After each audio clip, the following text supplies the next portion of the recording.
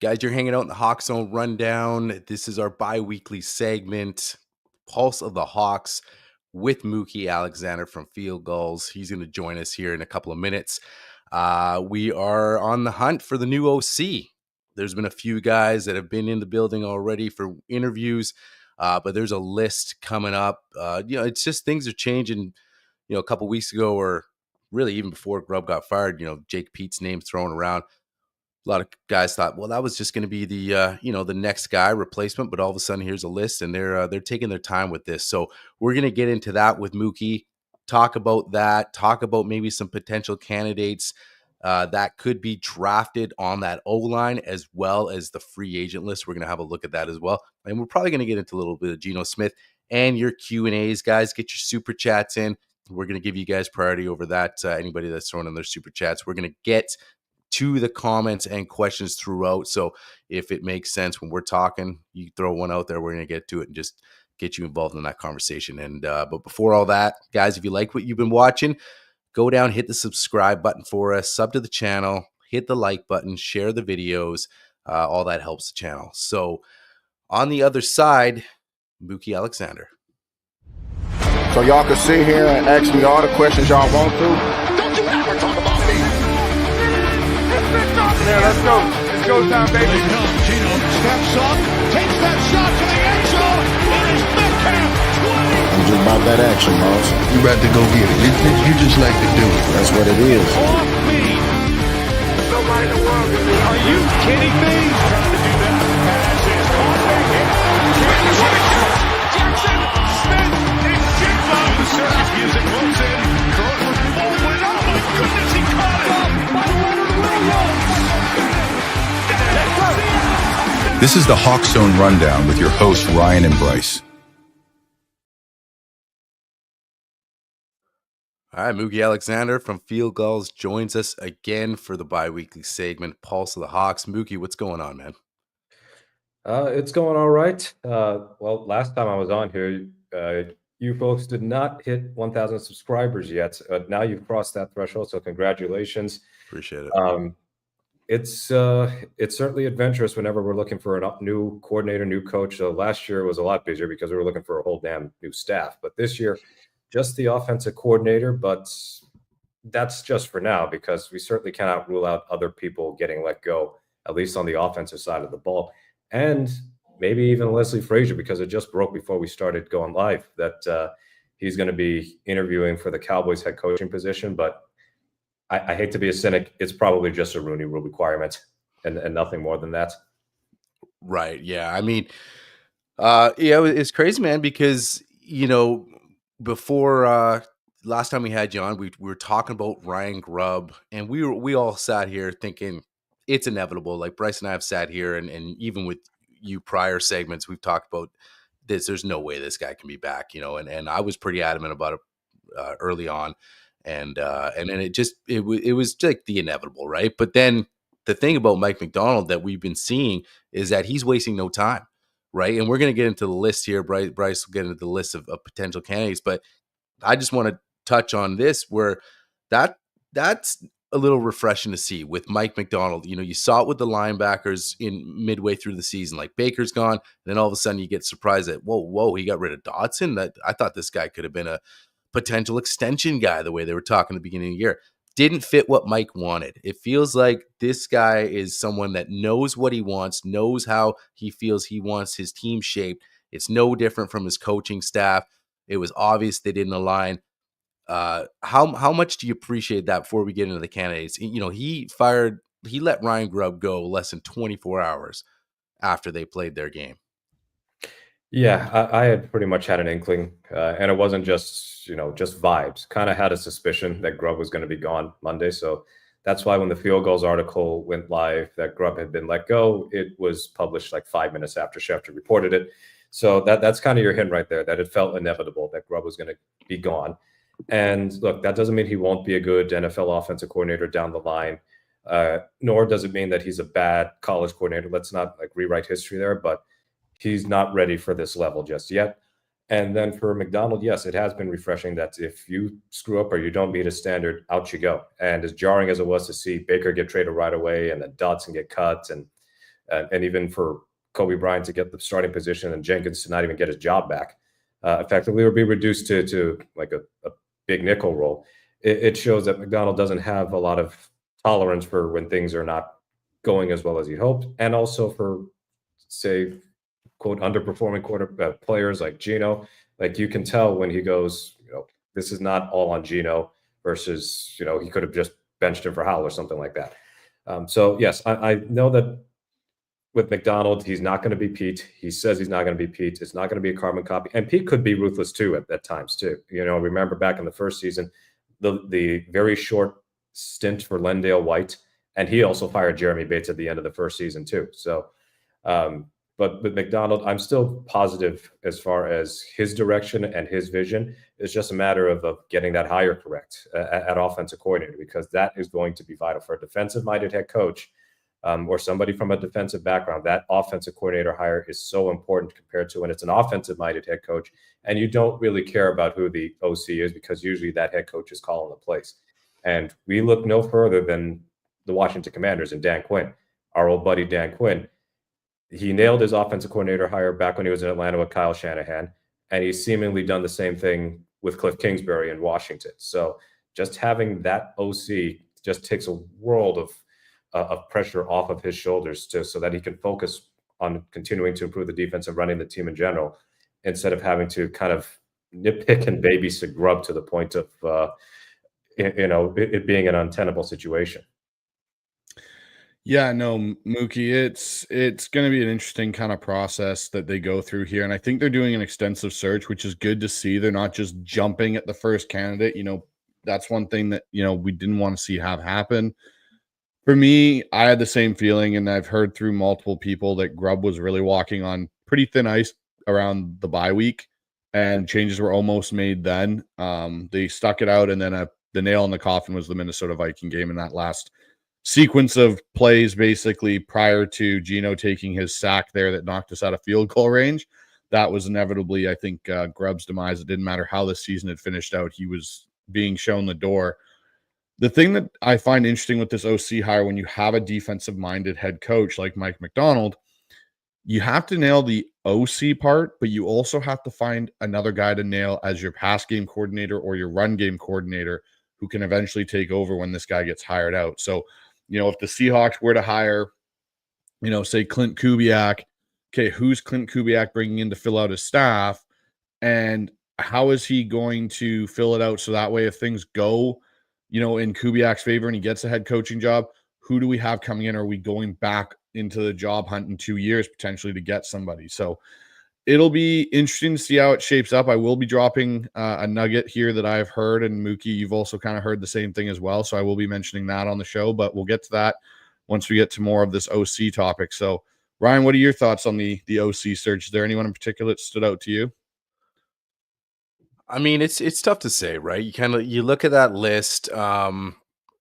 It's I like what you talked about though. With in Detroit there, and especially just how they have the number one offensive line. They got the 1-2 punch it back.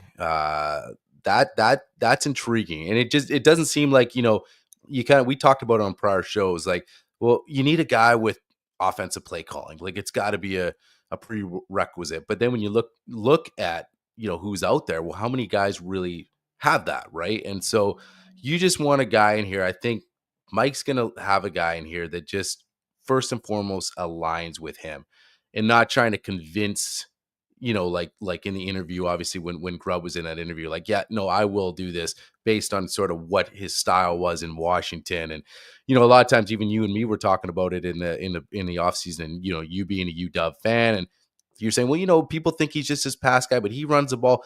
But he's known for that high flying offense, and we even got a taste of it. We all three of us actually joked about that when in Cleveland there when you were in that preseason. Like, we got a taste of that. That's high flying. So I think Mike's just really that's all I care about is long. I feel like if you trust Mike Macdonald, you trust that he has a full off season, and he got rid of Grubb less than 24 hours. So he's got a full off season, or I mean, at least, he's got a head start. He's not going to take the whole off season to just feel like he's going to get it right. Take his time. I think this is a big deal for him. Mookie, what do you think? Because I think, not that he has to nail it. You can always fire a guy again, but it starts not becoming a good look. Like you said, Dan Quinn, he nailed it in Atlanta. Now it looks like he's nailing it in Washington, defensive minded.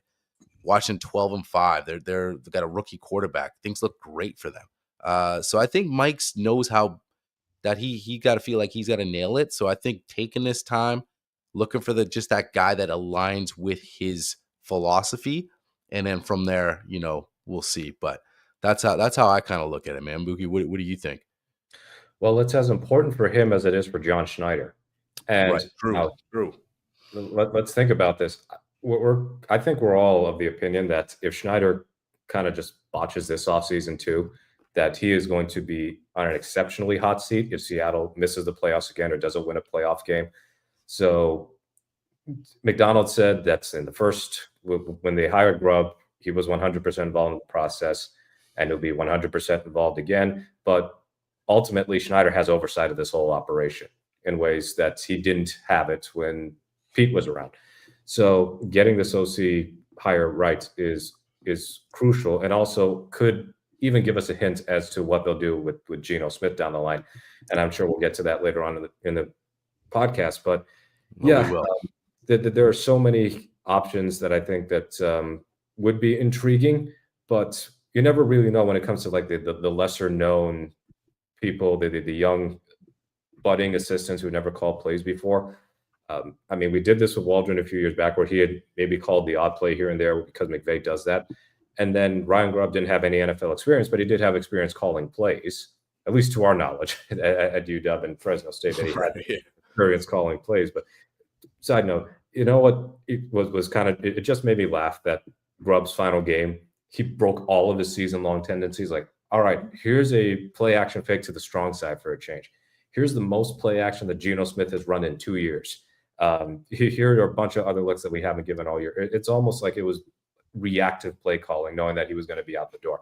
But whatever the case, just to have that connection between McDonald's offensive coordinator, so that they are aligned in their vision, that is pivotal. And he brought up a good point there. When you're a defensive-minded head coach and you've got an offensive coordinator search, you're kind of like you're hiring your successor to the OC and the successor to the successor of the OC, as opposed to if you're an offensive-minded head coach, your OC is just the OC. Most of the time, they're not calling plays. So, yeah, building out this offensive staff is going to be so key because there's no way around it. Even with the struggles of the defense in the early part of the season, I would argue the offense was largely at fault for their inability to make the playoffs, and also their inability to stay even remotely competitive against some of the better teams in the league. Yeah, no, I definitely think John Schneider, Mookie, this really is a pivotal offseason for him, because if you really go back and look to say 2014 was the last conference championship game, so we are now a decade removed from that. Name an offseason that you can think of where you really went, wow, John Schneider's like offseason should really put him in consideration for executive of the year, because those early years, everyone was talking about that with John Schneider. Man, he should be winning executive of the year. He really has whiffed on drafts through that period. There was a lot of drafts up until the last 3 that he really struggled with. And if you really wanted to nail, I'd say, the coaching side of it, how we blamed Pete, and Pete got moved off of this year, which is fine. The biggest damning part for Pete, I think, was either the 2018 season or the 2020 season when they won the last division championship they had, and they got bounced by a broken thumb Jared Goff that COVID season. John Schneider has to fix his way of evaluating and deciding to make decisions in free agency, because if you're going to bargain shop, cool. But then when you do spurge and splurge on something, like, think about it in your own life, like you're saving money and then you go buy a nice couch, like a super nice couch, it makes sense. It's like, oh, okay, this leads up to being like an actual reason for you saving your money. You can't justify, okay, cool, Luke Jokel is the guy that we were saving this money for to go spend money on, or, other players that we've had, Tyrell Dotson this year and Jerome Baker, who don't even make it halfway through the year. Pete Carroll was still here. I think they would have made it through the full season, but it's an interesting concept to think of, like how hot John Schneider's seat could get this offseason if it's a disaster again, like it was this past one. Mm-hmm. Yeah. And to note, if he, say, moves on from Geno, if they make other big moves like trading DK or trading, I don't think they'll do at least a couple of those things. But if they make moves that would indicate they are willing to take a step back, then I would assume that that was his message to ownership as well. That's, we're not one piece away like we've been insisting, me and Pete have been insisting for several years. There might have to be a moment where we risk taking a step back. There's still a potential for them to still be competitive and maybe make the playoffs and all that, but take a step back in 2025 and kind of reload for 2026. But the problem with that is that's also a year gone, another year in the books for your 2022 class, and their contracts are up soon. So there are so many other aspects at play here regarding Schneider's future, where the way the second half of the season went, the fact that McDonald got hired in the first place is a feather in Schneider's cap, but it's that other stuff that felt way too much like the final years of the Carroll era, where they're just jogging in place and making the same moves that have gotten them kind of stuck in a rut. So yeah, this is such a fascinating offseason in ways that are different to me than rebuilding the whole coaching staff last year.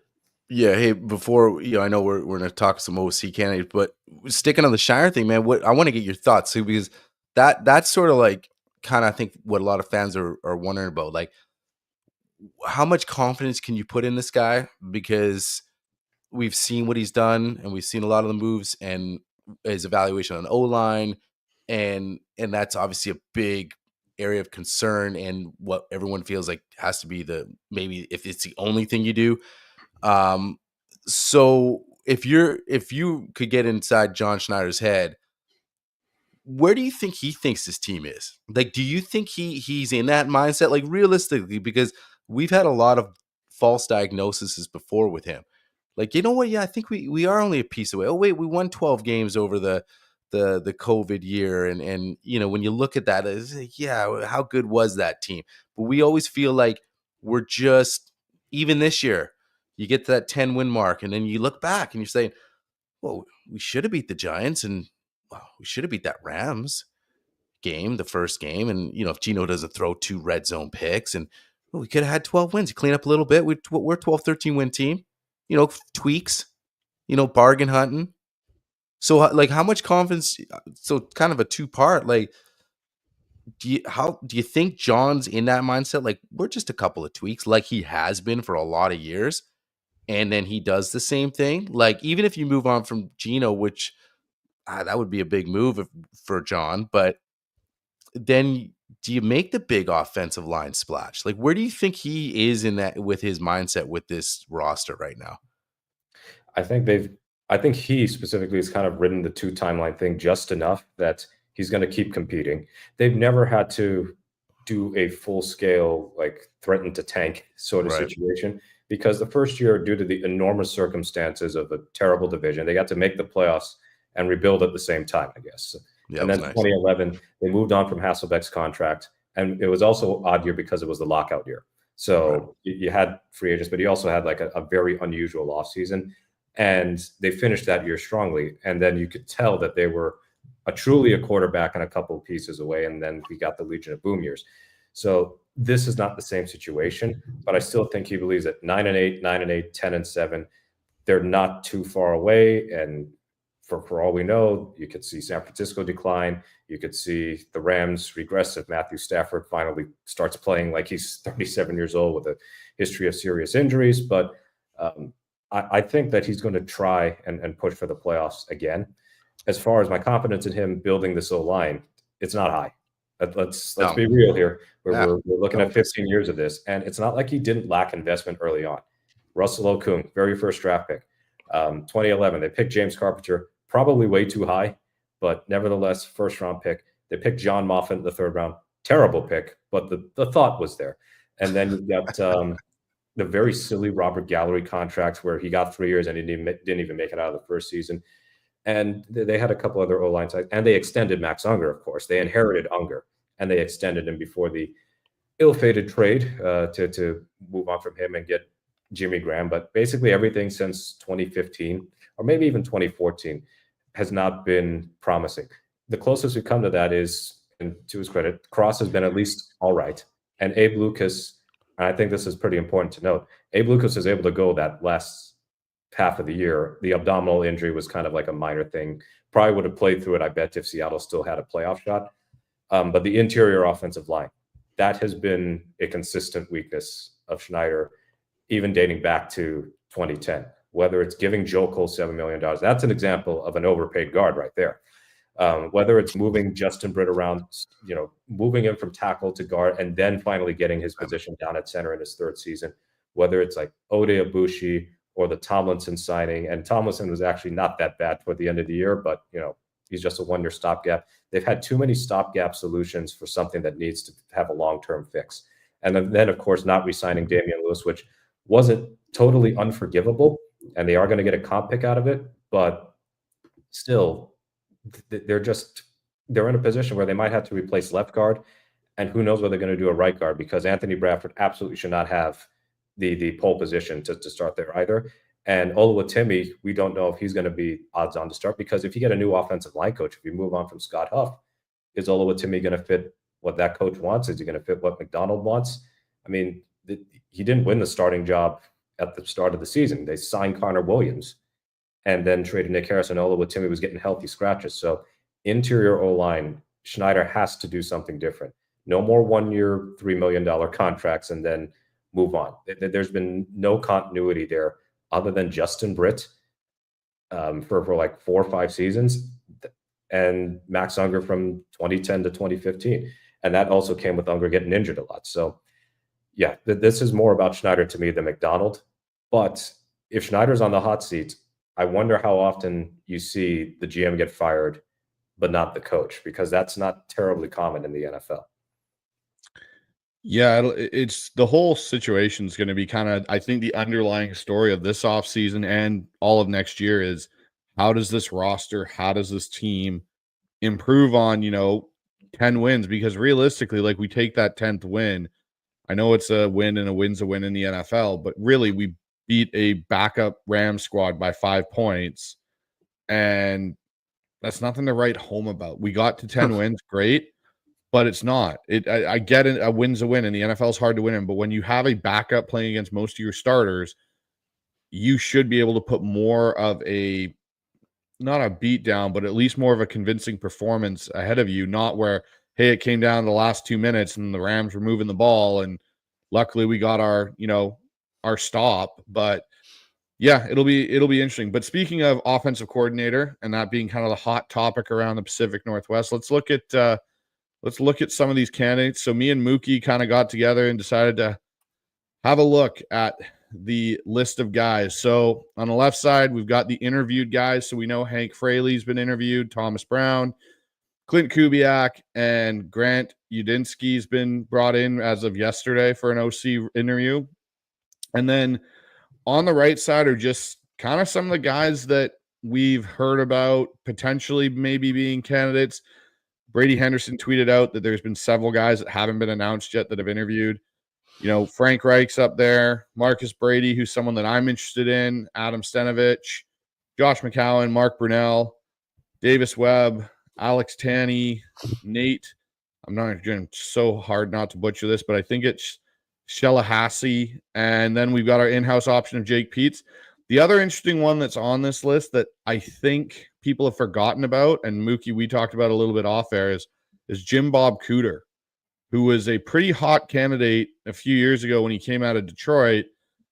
He's a guy that's kind of interesting to me as a potential candidate because he doesn't call plays in Indianapolis.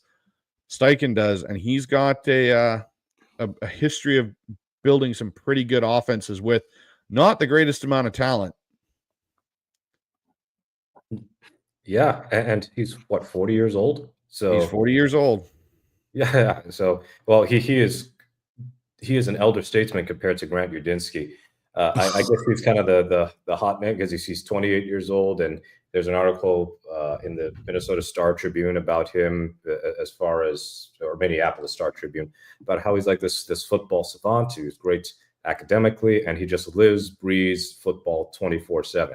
So it is tempted to go for that rising assistant who hasn't hit offensive coordinator status yet, but could be that next wonder kid, so to speak.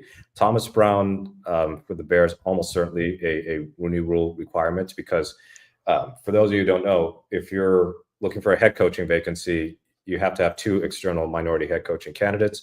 But if it's a coordinator position, it's got to be just one. And for Thomas Brown, he's just had the misfortune of being in Carolina and Chicago the last 2 years. So Yeah, that's rough going for him. But Kubiak, you can't go wrong with the Kubiak historically. Gary Kubiak is his father, and he's led a lot of successful offenses. And of course, he got to win a Super Bowl as a head coach.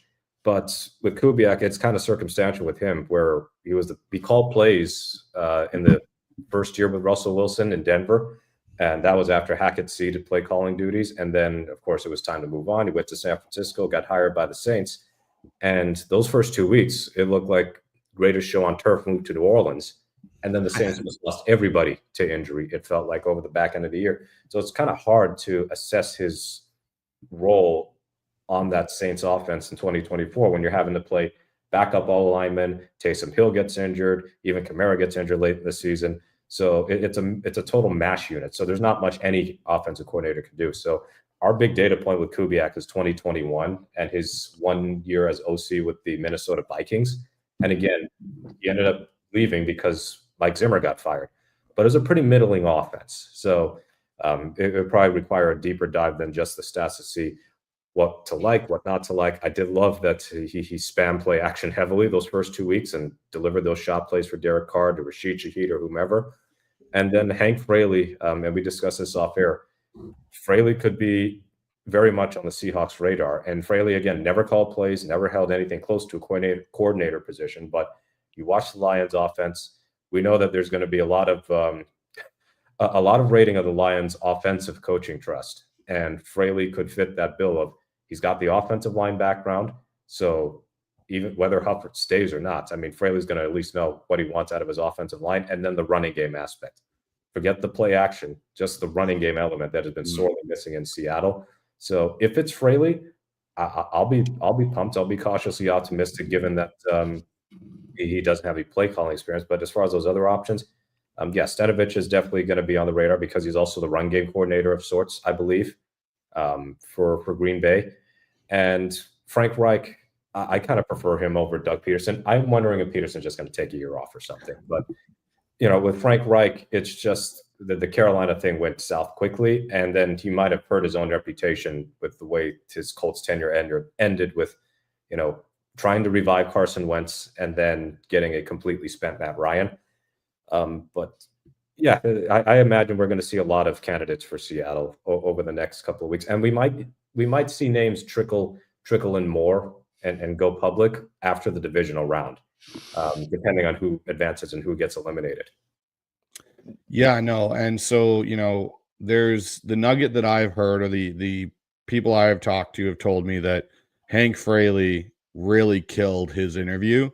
And Grant Udinski, they brought him in as an OC to look at potentially, but it's also to be potentially he's Frank Haley's guy for passing game coordinator is what the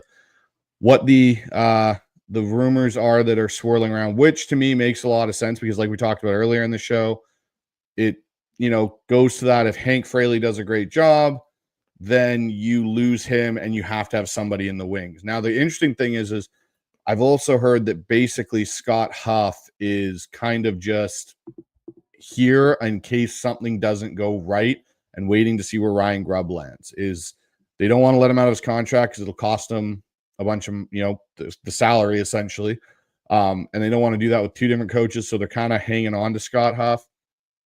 We'll see what happens there. Again, if Hank Fraley's the guy and you're bringing that mindset in here, that fits what you kind of heard Mike McDonald talk about at the end of his press conference, which was, we need to be physical. We need to have a physical unit that dictates terms.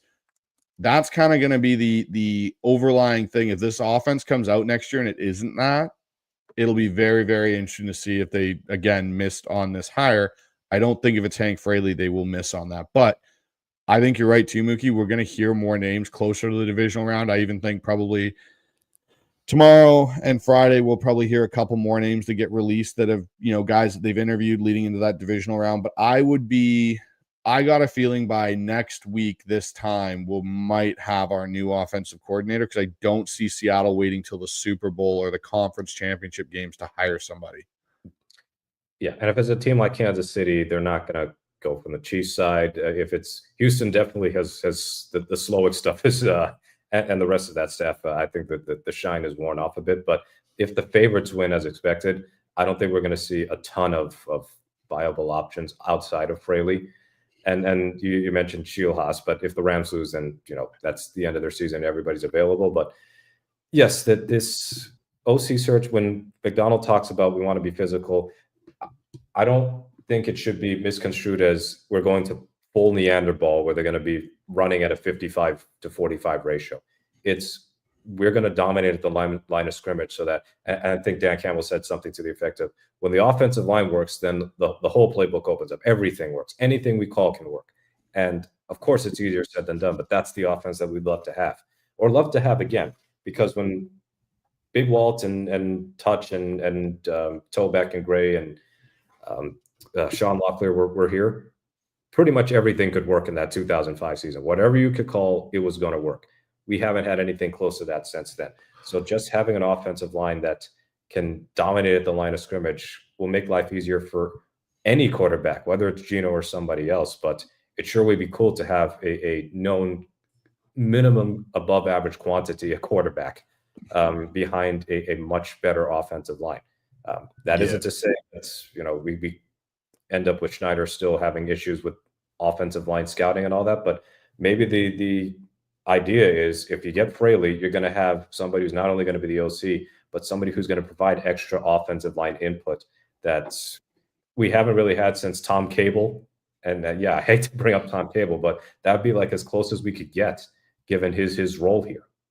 Well, and the other thing with it that I would love if Fraley became the OC is you're also getting someone that understands how college offensive linemen project and succeed in the NFL. You look at what he's been able to do with Decker and Sewell there, and a lot of these guys he's turned them into, and I get they're high picks, but even some of the guys that aren't and haven't been the high picks, he's been able to turn them into really good functioning starting offensive linemen. And that's another area. Like, he may come in here and he may turn Christian Haynes into a really good guard. He may be able to turn, Olu into a starting caliber center, not saying he's going to be top 10, but above average. And all of a sudden, this offensive line where pieces where we think guys are busts or they don't work out, we all of a sudden get a guy in here that knows how to actually develop them and put them in situations to be successful. It would be a nice change of pace instead of us getting rid of guys or letting guys walk and they go somewhere else and end up being, good players somewhere else instead of in Seattle.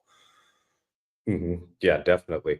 And I mean, there's still some talent on the OL that is worth looking at for development. That doesn't mean don't draft any linemen. I mean, if we're talking about the spirit of competition, keep adding guys, if you see somebody you like in free agency, go after them. If you see somebody you like in a trade, go after them. If you see people you like in the draft, go after them, because I mean, it's not like everybody on the Seahawks offensive line was absolutely rock solid, but I think about Jalen Sundell at center and the potential that he has. He was quite impressive in preseason and continued into his limited snaps in the regular season.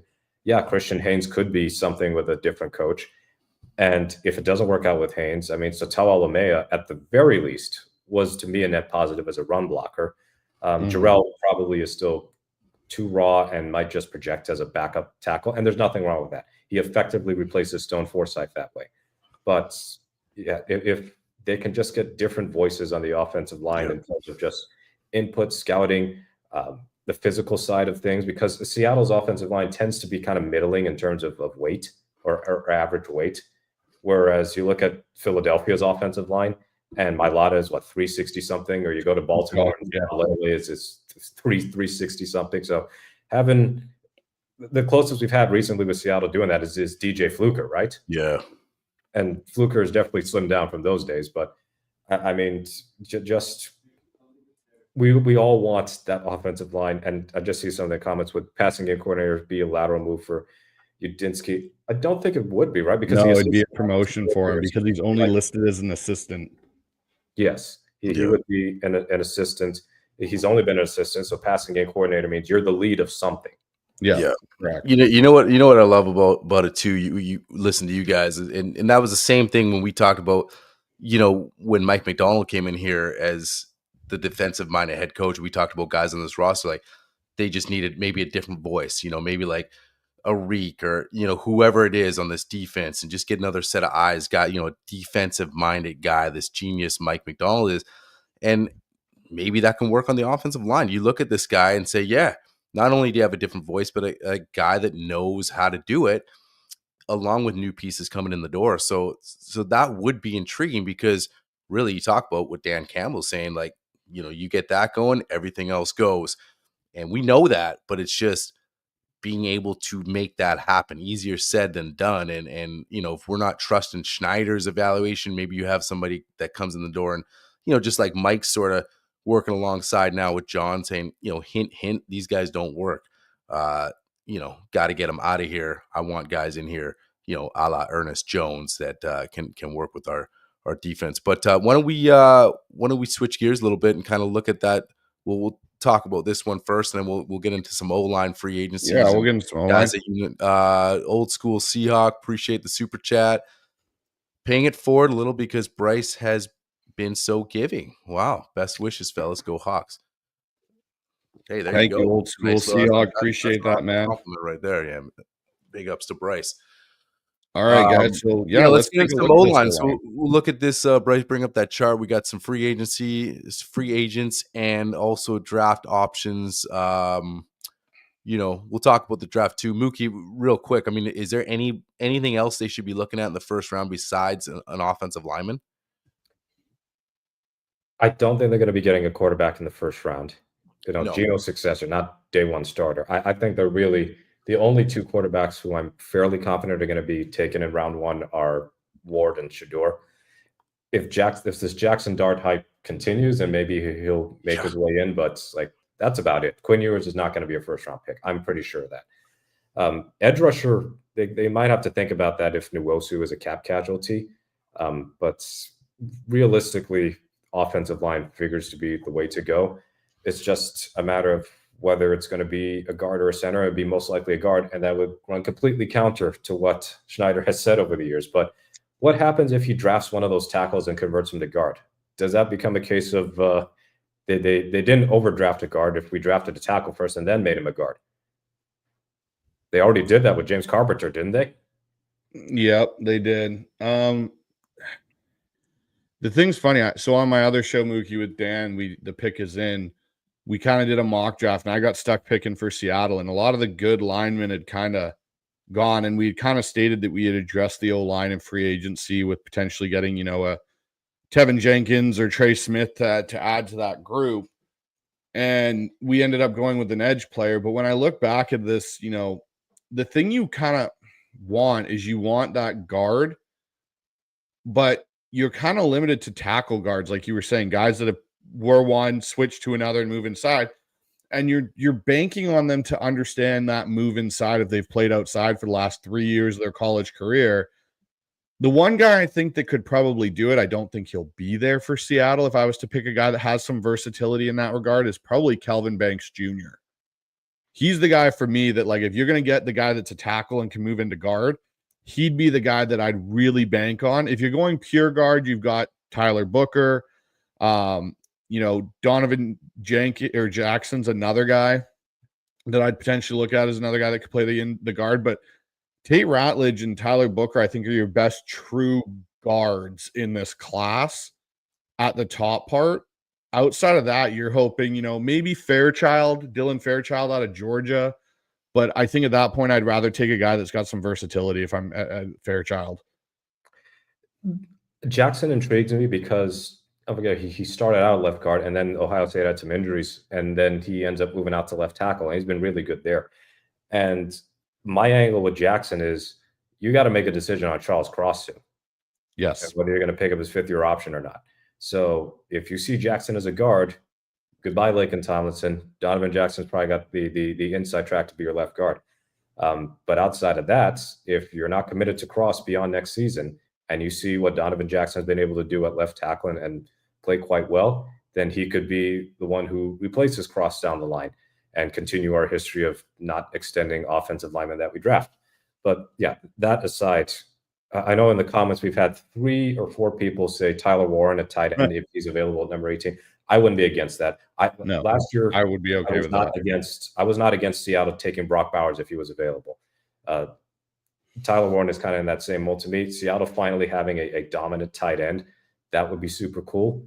And in a way, if you got an excellent tight end who is a stellar blocker in addition to being a stellar receiver, it's not as good as being an offensive line pick who can solidify your trenches for years, but tight ends definitely help you win in the trenches too.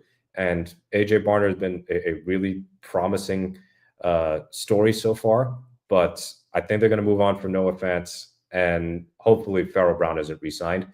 Having Warren and Barner as your tight end 1-2, I'd be pretty excited about that because Warren is a more natural route runner and just a better athlete than Barner. Not to denigrate Barner at all. It's just that Warren is an even better player, and he also could be like a real dual threat in terms of his blocking and his receiving skills in a way that projects as a much higher ceiling than Barner. Well, and the interesting thing now, when you talk about, we get to this discussion about whether we take Warner or, we take an offensive lineman if they're available. The one thing I've noticed now that the NFL has gone to such a too high shell system, teams that have a lot of success. You look at the teams that are kind of remaining in the playoffs right now. Buffalo, you look at Baltimore, you look at Detroit, you look at Philadelphia. A lot of them are really good in 12 personnel. When they have 2 tight ends on the field, one's a move tight end, they're able to create mismatches, but they're able to still run block, create push on the line of scrimmage. They can run different gap power schemes with pulling of their tight ends across formations. And then you get, the boot plays you see that McVay's run for years where you run your tight end back underneath that end that shoots up the field and you dump it in the flat to him. If you have AJ Barner and Tyler Warner and you get a guy that's come out of that system of running 12 personnel and wants to build play action and do those things, you have a massive advantage. And that's where when everyone's so concerned about filling Tyler Lockett's role as a third receiver and they keep looking at receiver to be that guy, I think there's a good chance that Tyler Warren's there. He becomes your third option to the JSN and DK if they're both back, in that situation, because then your tight end's now your third option. And it's AJ Barner and it's Tyler Warren, or even Lovechild's another one that, could be a potential guy that you bring in here too. So it's very interesting with the tight end. I think if Tyler Warren's there, I think John Schneider might have kind of a deja vu of, I missed on George Kittle last time. I don't want to miss on him again. Yeah. I think you mean Loveland, right? Not Lovechild. Yes, Loveland. Thank you. That would be yes, very thank interesting. Very interesting draft prospect there. I'm sure the interviews would be absolutely crazy. They'd be awesome if that was his name. Oh, dude. But yes, Colson Loveland is also really good. But yeah, if Warren is there, I would not. I wouldn't turn my nose at the idea of just getting a quality tight end. And also Warren, as a route runner, his ability to split out wide, I think is a little different than Barner. I think a lot of Barner's catches were generally as an inline. So with Warren, not only can he win out wide, not only can he be an inline guy, but he's also a real yards after catch threat in ways that, frankly, most of the Seahawks roster does not qualify to hit that standard. Like either in Metcalf's case, he is not very elusive in the open field, and if he tries to fight for extra yards, he might be prone to fumbling. In Lockett's case, he might not be on the team next year, and we know that he's been in self-preservation mode. And I know it gets annoying, but you know what? He's missed so few games in his career that it's obviously worked out for him. Smith and Jigba can make people miss in the open field, but that's pretty much it at the receiving core. So just having somebody who can fight for extra yards effectively and have people just bounce off of them, I'm such a fan of that. We've been burned by that so many years with Kittle and with Higbee and damn near everybody else in the division. The other interesting prospect here for a tackle / conversion to guard is Wyatt Millam from West Virginia. Now, he's a bit smaller. He doesn't have the length for tackle, but he's strong. And he is a mean SOB on the football field. And he'd be an interesting guy. Again, if you were to go and move a guy inside college, move into guard, that could be a guy that I think, would be interesting. But, Mookie, with that being said, we'll bring up the slide one more time. Let's talk about some of these free agents and potential trade candidates for Seattle. So, wrong slide, guys. Sorry about that. So we got Trey Smith, who everybody in Seattle is enamored with and are willing to back up the Brinks trucks for. You've got Tevin Jenkins, Ryan Kelly, Drew Dahlman, Wyatt Teller, which is, an interesting one because everyone and their brother probably hates Wyatt Teller for the block he pulled on Chenna in the preseason. Kevin Zeitler is again going to be a free agent, and if Hank Fraley comes, maybe Kevin Zeitler comes with him when he gets out here. And then the other one is Ben Bredson. Oh, God, I can't see it. Thank you. So, again, I want, out of that list, there's two guys that stand out to me, and it's Tevin Jenkins or Trey Smith. Those are the two guys I want. If you got to get one of them. If John Schneider comes out with either one of them at the end of this free agency period, I would say it's a successful free agency period. Do you think he does it? Do you think he's even thinking about it, though? That's the only thing. I mean, I'd love Trey Smith in here too, but I just don't have a lot of faith. I'd be, if I woke up and saw that, I would be very surprised. Super happy about it, obviously, but I don't know, man. What are your guys' thoughts? Again, we kind of touched on at the beginning of the show about faith in Schneider and changing his ways and all this kind of stuff. Do you think it could make a difference what OC we have in here? Those dominoes, say we get, the guy from the Lions and starts falling into place like that. But I don't know, man. What are your guys' thoughts on even making a splash in any some of these, like a Trey Smith, for example? I would be stunned if Schneider, after saying we're as usual, we're not a big free agency team. Trey Smith is going to be top market. I bet you it's going to be a really bad team. If he leaves Kansas City, it's going to be a really, really bad team with a lot of cap space that signs Trey Smith for north of $20 million a year. And John Gilbert's over Field Goals, my Field Goals deputy editor. I think he had the list of the biggest cap hits in Seahawks history under Schneider on the offensive line, and Okung on his rookie deal is number one. And I can't remember. I think it was the last year of his deal, and it wasn't $20 million. So I think that Dahlman interests me because he's still in his mid-20s. Yeah. And Falcons' running game was quite good. As much as they struggled offensively at times, a good chunk of it was just the fact that Kirk Cousins cannot move anymore. I believe that if Michael Penix had half the season, we would probably look at that Falcons offense a lot differently in terms of their efficiency and all the other metrics. And Dahlman can be prone to wayward shotgun snaps in the way that Connor Williams was, but not to Connor Williams' level. And I'm not going to be as bothered as much as long as the Seahawks are not in shotgun 80% of the time for no particularly good reason. So I would like to see Dahlman brought in. I think he would be a good center, and especially a good run blocking center, which I feel has been a sore spot for Seattle over the years. Jenkins would be cool. Bredesen over at Tampa Bay. I mean, that Buccaneers offensive line was outstanding, and they weren't talked about enough outside of Tristan Wirfs. And you want to talk about offensive line development? Tristan Wirfs is the most expensive O-lineman in the league, but then you look at the rest of their group. Cody Mauch, I think that's how you pronounce his name, draft pick. Graham Barton, center, unfortunately had a big mistake in the end of that Commanders game, but still draft pick, second rounder. And then I think Luke Gedeke, I can't remember how his name is pronounced. I believe he's also another day 2 or day 3 draft pick. So the other 4 guys not named Tristan Wirfs were on very inexpensive contracts.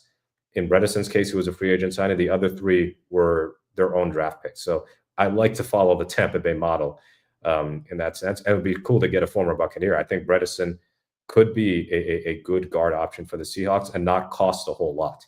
And then I'm not on board with Zeitler. Not that he hasn't had a good year. It's just that signing a 35-year-old guard on presumably a 1-year deal, I'd like them to move away from that sort of thing. And then Teller, if he gets traded, again, he's 32 years old. And if by any chance him and Uchenna Nwosu are on the same team, that is going to be a sight to behold. But the 3 names that interest me the most, Bredesen, Dahlman, and Tevin Jenkins, in terms of how realistic it is for Seattle to get them. Yeah, no, I agree with you, Mookie. Like, Trey Smith's a real dream if you hope you can kind of get him and bring him in. But like you said, teams that have worse, more salary cap, worse records are probably going to be the ones that back up the brink truck more than Seattle. But the list that you did, like Ryan Kelly's also kind of interesting to me just because of his, again, he's, potentially someone that you could get. Maybe, Josh Myers is another one that's not on this list. I do like the Dahlman one, though, especially if we're not playing shotgun 80% of the time, because run blocking, I think, will be a big staple of this offense. And even Kevin Zeitler, if we were to do, another stopgap year potentially, Kevin Zeitler, I think, has a higher chance of playing, better football, and he's proven it this year still, than Lincoln Tomlinson. So Zeitler's always still an option, potentially.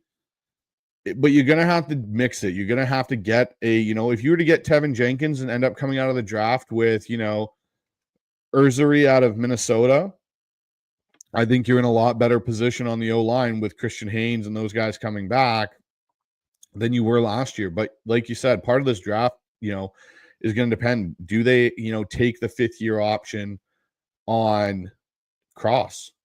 Because if they don't, you're potentially looking for a guard. Oh, you mean looking for a tackle? Looking for a tackle. That's what I meant. Sorry. They're definitely looking for a guard right now. I can tell you that much. Maybe even 2. But, yeah. Here's one other name I'm going to throw out here, and I saw it, I think, in our chat too. What about Mekhi Becton from Philadelphia? Yeah, I forgot about him. I thought he was on a 2-year deal for some reason. So did I. But yeah, Becton kind of remade himself because he was like humongous as a tackle, but move him into guard. And the Eagles' offensive line, even after Kelsey retired, they haven't really missed a beat. And Becton is that kind of mauler, right, and he's quite athletic. I do worry about I think he has some level of injury history on him, though, right? So that might be the one hesitation, but he's still 25 years old. Yeah, he was 26 in April, so when the season starts, that'll be something. But yeah, he missed all of 2022 with an injury, barely played in 2021. But I mean, the way that it's worked out for him with the Eagles, if they don't re-sign him, I would definitely love to see Seattle take a look at him. I mean, you look at his measurable 6'7" and 363. I mean, that is Mount Mekhi. Yeah. What do you think? Yeah, I mean, we're all kind of standing here. Bryce, man, what's your thoughts, though? Realistically, you got the list out there. I mean, I can't see them swinging for the fence with a Trey Smith, but I just think that I don't see a lot, man. I honestly think the way it's going to go down with this O-line is build through the draft. He's gonna build through the draft again, and this is just what I think, hunch wise, and what he's done in the history of John is, maybe not as bad as the Laken Tomlinson, but man, I just think, like if you didn't sign Damian Lewis and you kind of made those comments, how do you think he's going to all of a sudden swing for the fences? I don't see it. I think he sees that we got some assets. Like you look at Lamea, who, started, took away, leapfrog Haynes and showed some promise, and all those guys got a little bit of taste last year, right? So I think with that, he feels like, hey, we're going to just keep going through the draft. Yeah, because the other thing, like you guys bring up, Charles Cross, right? Like that's going to be a decision. So, if you don't pay him, then man, you're starting over again on, you already got holes, right? You already got huge holes at the guard spot. And, maybe Cross isn't worth what you think he's worth. But man, if you don't sign him, now you get another huge hole. So, I mean, that's just how I see it could play out.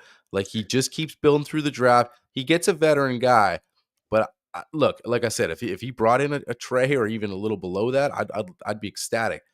But I'm just if I'm John Schneider, that's all I'm saying. The way I'm looking at it, the way it could play out, he probably the Charles Cross thing's obviously on his mind as well. That's going to have to be a conversation as well. How do you see it playing out, Bryce? So it's interesting because I think John has to change.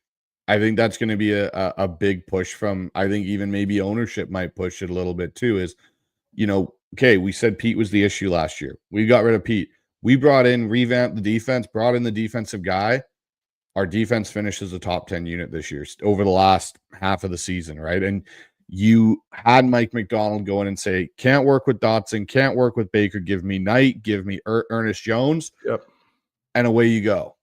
And that's where I think the O-line is going to be at now, because it would be a different situation to say, okay, we're going to go through the draft and we're going to keep doing what we did last year again and build that way. There is over a decade worth of film now of this O-line not working.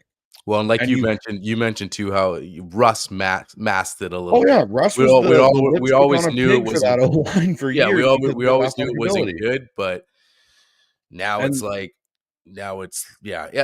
agree. It hasn't been talked about this much as it's talked about this year. And that's going to be the thing, because even if you go with a rookie quarterback eventually on Geno, say they extend Geno for 2 years. So Geno's here through 2025 and 2026 and, has an option on 2027 essentially. And you draft a rookie in the next 2 years, you can't put him behind that O-line and expect to be successful. If you're expecting this to be a contending team, you have to do what contending teams do, which is go and address your areas of concern and fix them. And if John Schneider doesn't do that this offseason and he rolls this back and he takes a couple of guys, because the other thing with, at least with free agency, there's a little bit more control for you by the amount of money you're willing to dole out to get a guy. The draft is purely hoping the board falls your way, that you're able to get the guy you want. It is more of a crapshoot with the draft and projection than saying, hey, this guy's been in the NFL for 6 years, 7 years. We've seen what his level of play is. Let's go get, a proven commodity and pay for it. Then throw a dart on the wall and hope that it pans out. Because if our history is anything to dictate that, it hasn't been very good. And you talk about Charles Cross and whether we're going to pay him. We have to decide this year coming up too if we're going to pay Abe Lucas. Well, yeah. Well, because Abe Lucas doesn't have a 5th-year option. He's in the last year of his deal. So they may look at Lucas potentially seeing how he plays out. He may be a candidate if he has another good year or has go back to his rookie year this year. He may get paid halfway through the season because they decide to take the 5th-year option on Cross to give them the ability to work the money out with the cap and everything and do that kind of thing, because Abe Lucas doesn't have a 5th-year option. Abe Lucas, if he's healthy, when he was, I should say, healthy, he was better than Charles Cross in a lot of ways. But that's the whole thing. His health, does it hold up? That's the number one. Well, if he came out of this year saying he was fine. He even put a post out about it saying he was fine. And he alluded to what the issue was. He had a tendon issue, which I think he had a patella tendon issue. And that's what they addressed. And that's why it took so long, because he said it was a 12-month recovery when he had his operation or whatever done on it. And he said that's like, well, I guess when he had his, press comments, he's like, that was 2 weeks from that date was going to be 12 months for him. So were all these weird things about him in training camp, that was never the reality of the situation. That was just pure projection, I think, by the Seahawks that they could hopefully get this guy back early and things are going to go their way. He's finally healthy. He wasn't limping, which was good to see during games, and he recovered in games. That's the thing you wanted to see. Mm-hmm. And he generally played well, other than the first game back where he had to be on a snap count with him and Jarrell rotating. He went the full way every other game after that. Yeah. And then he didn't play well against Chicago, but obviously the abdominal thing played a role. But again, probably a minor thing that he would have played through if Seattle was still in playoff contention. Basically, I think what we're getting at is that Schneider, when he's had his big free agent hits, and I'm talking like over the span of his entire general manager career, we're looking for the offensive line equivalent of that Cliff Averill, of that Julian Love. Somebody, we've seen it happen on the defensive side of the ball where they turn relatively inexpensive free agents.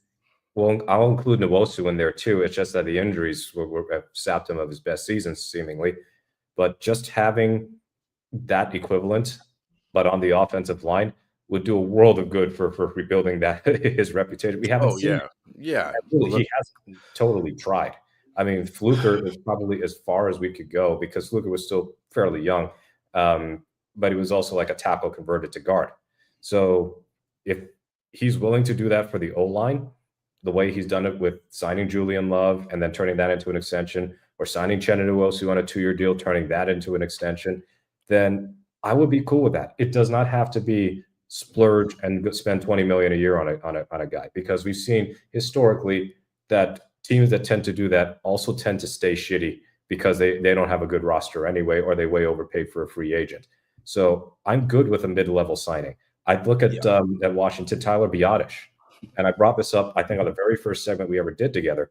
Tyler Biadasz is on like $10 million a year for Washington over at center. I would have absolutely been for paying him 3 years, $30 million or whatever he's on, then hoping that Connor Williams wouldn't be totally cooked after suffering a serious knee injury for the second time. So something that is mid-level, I'm totally cool with, but it can't be bargain basement stuff over and over again at a position of such grand importance. I'm cool with that too, but like, I'm just getting in John Schneider's head. I mean, that's the only thing that, of course, like that's where I wanted to, but like you said, that's exactly what he did. I mean, he went and bargain hunted a Lake and Tomlinson or bottom of the barrel when everything else was done. And then he said, hey, listen, this maybe might work out with Connor Williams coming off an ACL, and he had a good year in Miami at center, and we can recreate that. So if all these pieces come together, we'll have a serviceable O-line, right? But that's a lot of hope, right? And I agree what you're talking about with the draft, but we've seen him make a lot of bad decisions signing free agents. This past offseason was a prime example of how badly he whiffed on free agency. So to me, it comes down to, do you have faith in the guy making decisions that are signing deals, that bringing in those guys? Like you mentioned, the guy playing center at Washington. Was that guy even on John's radar, right? Like stuff like that. Like, so that's kind of where I'm at with it.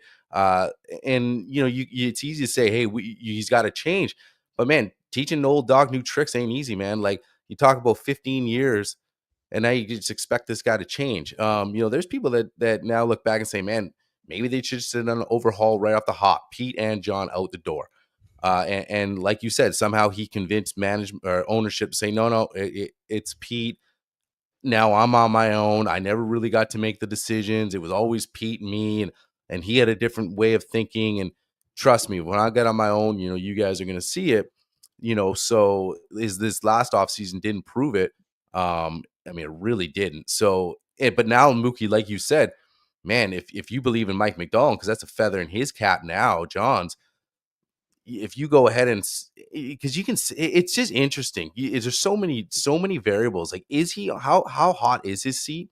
Because if you go ahead and make that change, if you fire him after next season, if they go another 9-8, and 10-7, whatever you want to call it, and then you fire him, and a new guy comes in, he doesn't want Mike McDonald. But if you think highly of this guy, if ownership's like that's a tough one too. So how hot is his seat? I don't know. It's tough. I don't know if maybe we should talk about the next thing and talk about the guy under center that they have right now in Geno Smith. So you look at that. You can look at it two ways, because there's a lot of ways this can go, right? Mookie, I want to get your thoughts on this. Now you look at Geno and the way his contract is right now. He'll be I think a $44.5 million cap hit. People can have their own opinions. There's the one side, the Geno, everyone else is doing stuff wrong. These picks aren't his fault. And then you got the whole other side. It's a really big divide. But if you look at it and you say, okay, if this guy is your quarterback and you beef up the offensive line, how far is this team going with Geno Smith? Like, I mean, let's just talk about that. I mean, what do you think? If he is, and we'll get into whether they should maybe extend him or cut him, whatever. But if he's here on this team and you beef up the O-line like we just talked about, you bring in some mid-level guys, we improve it. How far can this team go with Geno? Do you want me to go first, Mookie? Well, yeah. I mean, give me some time to think about it, Bryce. Okay, I'll go first. Then. Okay, we all got our own opinions, and but Bryce, go for it. Okay, so if you beef up this O-line and you get the right play caller in here that balances out the offense and does the things that make Geno more effective, play action, run the ball, take a load off of him, this team could turn into the Detroit Lions and what Jared Goff is doing in Detroit. And everyone kind of does that look exactly of it because they think about Geno Smith's interceptions this year. And yes, he made some horrible decisions, 100%. I'm not going to discard that and say, no, not all the interceptions. Like I know Daniel Jeremiah did a thing where he was like, oh, this one wasn't on Geno. And at the end of the day, he's the guy with the ball in his hands. He's going to make decisions with it. Right. But when you're in a situation as a quarterback, having played the position myself, and you have nothing else that functions properly, everything speeds up, and you are now feeling like you have to make every play perfect, and it's impossible to do. You just can't, because there's 11 guys on the defense that are going to shut you down. If you get more balance in here and you get an O-line and you allow Geno to operate in a similar way that the Detroit Lions don't ask Jared Goff to throw the ball 80% of the time. They don't. They do not. He is a maybe 60-40 ratio, but because they're under center and they vary things and they do play action, Jared Goff has moments where he has extra time to throw. And that's where I look at it. Jared Goff, to me, is a younger Geno Smith. Their pedigrees coming out of college were very similar. They had great passing seasons in college, and they're these tall, big quarterbacks. They have about a similar, I'd say Geno might be a little bit more athletic. The difference right now is age between the two of them, really. But if you got a functioning offensive coordinator and a functioning offensive line that's 16th in the league, say, middle of the pack, I think you could see this team with the defense that Mike McDonald's got and those things ascend to being that type of team where they are pushing themselves closer to a Super Bowl than sitting barely getting into a wild card position. I don't know, Mookie, I may be wrong, but that's at least my take on it. So earlier this morning, I published an article on field goals saying the Seahawks were encouragingly mediocre. And I'm talking about the 2024 team. And my reasoning behind it was, yeah, they were 10-7, but you look a little deeper into their record, they beat 2 teams out of 7 that had winning records. One was Bo Nix week 1, and that very well could be a game that they would lose if you were to randomly rematch them right now because of Nix's improvements, and also Denver's defense is good. And then the Rams, who were resting several starters. They played some starters, but ultimately it was like a quasi preseason game. So they were just mediocre in a different way. And what I mean by that is the defense got significantly better from the last couple of seasons where they were just ruinously bad. The special teams got worse. By DVOA, they were 10th, and that was astonishing to me, but it's because Jason Myers and Michael Dixon were excellent. The kickoff and punt return issues like almost cratered the special teams rankings, and then Myers and Dixon almost single-handedly lifted the whole unit up. And then you have, or maybe single-footedly, I guess you could say, they're kickers anyway. And then the offense also took a step back. So if you're better at some things and then you regressed in other areas, you still get to the same mediocre results. You took a different path to the same destination. So to me, a good chunk of it is fixable. So the offense, the scheme obviously has to change from whatever Grubb was trying to do. And then, of course, on the roster side, you got to have a better offensive line. Now, ultimately, if we're talking about can Seattle win a Super Bowl and make a deep playoff run with Geno, my answer is yes, but with the caveat that it is a very, very small window. And I'm talking 1 or 2 seasons, which is probably about as far as he can realistically be extended before we can anticipate a drop-off in performance to something like unplayable at 36, 37 years old. So with the Detroit Lions example, I'm pulling for Detroit to win the Super Bowl, if only because if Jared Goff wins a ring, it would be kind of one of those things where you go, see, you don't always need the absolute best 1, 2, top 3 quarterback. If your quarterback is in top 5, get rid of him. It's time to move on, find somebody else. I would rather the NFL not be that way. If you got a quarterback who is in, say, that 7 to 13 range, above average to at his best can be really, really good, if not great, you can still win with that quarterback. Now, guys like Mahomes and Josh Allen and Lamar Jackson, to me, those are quarterbacks where they can overcome a lot of bad circumstances around them, like a bad defense or a bad offensive line or weaker receivers, and still perform at a high level and help their team succeed. But for Goff, I think he would be a lot less effective if that offensive line was just average, because he's not a very mobile quarterback. And when he's under pressure, he can make some really screwy decisions. We saw that when he was with the Rams. But also the Rams' career was instructive. He was dreadful in his rookie season, almost to the point where it was almost unprecedented for him to have as bad a rookie season as he did and as strong a follow-up season in his first year under Sean McVay. Now, there were some limitations to Goff and McVay's offense that led to them deciding to upgrade with Stafford, but you get the point. You could make a run with Jared Goff.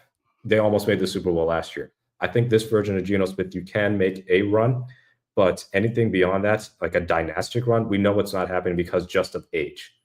With Lamar, with Josh Allen, with Mahomes, with the tier 1, and Joe Burrow, I'll include in that too. with the tier 1 quarterbacks, those guys have the potential to lead you to contention every single season for as long as they're healthy and as long as the roster around them is reasonably good. They're guys who could potentially lead you to dynasty runs, multiple Super Bowl appearances, multiple conference championship game appearances. Geno is closer to Matt Hasselbeck in that sense, where I think he's good enough to get you into the playoffs. And if the circumstances are right, like the 2005 team, where instead of all these 9-7 and 10-6 seasons where they were just getting killed by any good team, losing on the road all the time, 2005 happens. They get a favorable schedule. They also have a dominant offensive line. They have an opportunistic and good defense, and they have very good wide receivers. I mean, Darrell Jackson, that was his best year because he didn't drop a million passes. Bobby Ingram, Mr. Third Down, and then Joe Jaravicius, one of my favorite one-year Seahawks of all time. That offense was humming. It was humming damn near every week, and then the defense did its job and took care of inferior opposition more often than not. That's what I envisioned for Geno. Now, of course, Geno's salary versus Hasselbeck's salary in 2005 is a different story altogether. But the main point is, can you make a deep playoff run with Geno Smith? I believe you can. We have seen frequently lesser quarterbacks or similar level of quarterbacks at least make a conference championship game. I think fans would be satisfied if we finally got to see something beyond at least to the divisional round, because one playoff win in 8 seasons with a better quarterback in Russell Wilson, when we've experienced much higher highs than ever before, it is one of those things where the heightened expectations results in increased annoyance when you don't meet the expectations you previously used to meet. So, yeah, I think they can win with Geno. It's just that it better be over the next couple of seasons. Otherwise, at some point, he's going to age out, and it's time to get a new quarterback, which is also kind of the incentive to plan for the future. Like, if you do the 2 timeline thing, it's got to be very defined. Yeah, I mean, but Bill, think about. Go ahead. Sorry. No, I was just gonna say, just the only problem I got when we compare Goff and Geno is, Detroit's got the best offensive line in the league. Like, and he look, Detroit had the best record, or probably the best team in the NFL in the regular season. We'll see what they do in the playoffs. But to be realistic about it, we're not going to even be close to the best offensive line in the league. So that, to me, that comparison's so hard to compare because, sure, if you say we'll put Geno behind that offensive line, possibly, but it comes back to me just inconsistency with Geno, and I will talk about some of those decision making, because even some of the interceptions, and it really just, to me, comes down to a lot of decision makings with Geno Smith. And we've had 3 years with him, and I'm not saying he won't be back, or maybe he's your best option right now, but again, if they decide to go in a different direction and bring in another, whatever you want to call it, bridge, at least that maybe starts the draft ball rolling. I just look at it. The way we're middling, yes, the offensive line is an issue. Yes, he's had to put a lot on his back, but it comes down to decision making for me. And that's really what it comes down to. I don't know what he'd do in the playoffs if we can get to the playoffs. We saw what Sam Darnold did on Monday night. Just the Sam Darnold came out when the lights were on. So the biggest thing you brought up too, Mookie, is you look at this team and what we did. We didn't really beat a winning team this year, and I'm not trying to be a downer on it, but we didn't. You talk about the Denver game was Bo Nix's rookie season, very first game in the NFL, on the road. Probably a different scenario if we played them again. And then the Rams, we didn't play the Rams, right? We played backup players. So you look at that and you say, okay, well, where is his signature game? Where is his signature win? We thought possibly that was against the Niners, but then you saw what the Niners really were this year. So when I look at that, and is it just more false hope? And that's sort of the debate with him, because I really think he's part of the O-line, Geno Smith, and the play calling. That's what we talked about. So yeah, if you had a better play caller, if you had a better O-line, sure, he'd probably play better. I don't know if you're going to see that potential. So do the Seahawks just say, you know what, we're going to go in a different direction sooner than later. We're going to get the money off the books. We're going to try to build this offensive line and spend some more money on this offensive line and get this ball rolling with a quarterback. even if it's a day 2 guy and you bring in a cheaper option. Because again, sometimes I feel like we kind of revert back to the John Schneider false diagnosis of how close is this team. Because I agree, the defense took a big step. The defense, you have confidence that this defense will get built. The offense to me right now, like I don't, if you sit here today and say, like, there's a lot of things that got to fall into place for this offense to get going next year. First of all, you got to hit on the OC, and then you got to revamp the offensive line. Who's that? To me, a lot of things have to happen for those things to take off. Because we can sit here and just be like, yeah, we got a wish list of guys and a list of dudes, and here's potential OCs, and you got to hit on them, and it's got to work. And then Geno Smith has to still perform. So, look, I want this team to be successful as they can, but I also want to be realistic. And because I hate middling. I hate where we're at. I hate it. Just like you guys hate it. And so how do we get out of it? Are we that close? Like you said, we haven't beat a winning team this year. So are we that close, or is it that bad if we did take a step back? And I don't mean tanking, but if you just move on and another guy comes into play, but then you start building your O-line, you start trying to build the pieces in place, because if you run it back thinking, oh yeah, we're just a tweak here, tweak there, maybe you get stuck middling again for another few years. And I'm just posing it from a different angle, because there's nothing worse than middling, and I want to see this team get out of it. How do you do it, right? You look at the Commanders this year, you look at teams that sort of had leapfrogged us and aren't middling. You want that to be the Seahawks. So that's sort of where I'm looking. What do you see them doing with Geno though, Mookie? What do you see them doing? You see him on a little 2-year extension here, and maybe taking a guy in day 2 or something? And how do you see that playing out? I think they will try and draft a quarterback, and if they don't, I'm going to roll my eyes if Howell's still the backup. But as far as Geno, the last time I was on here may have been 2 segments ago, where I was 50-50 on whether Geno would be brought back. In other words, they would cut him. I don't think he's got a particularly high trade market or great trade value that Seattle would say, we're going to trade Geno Smith to whomever. But if he is extended, it would be to lower the cap hit this year and then make it as team-friendly as possible, that he can get his 40-some-odd million, but 2026, 2027, there can be outs there.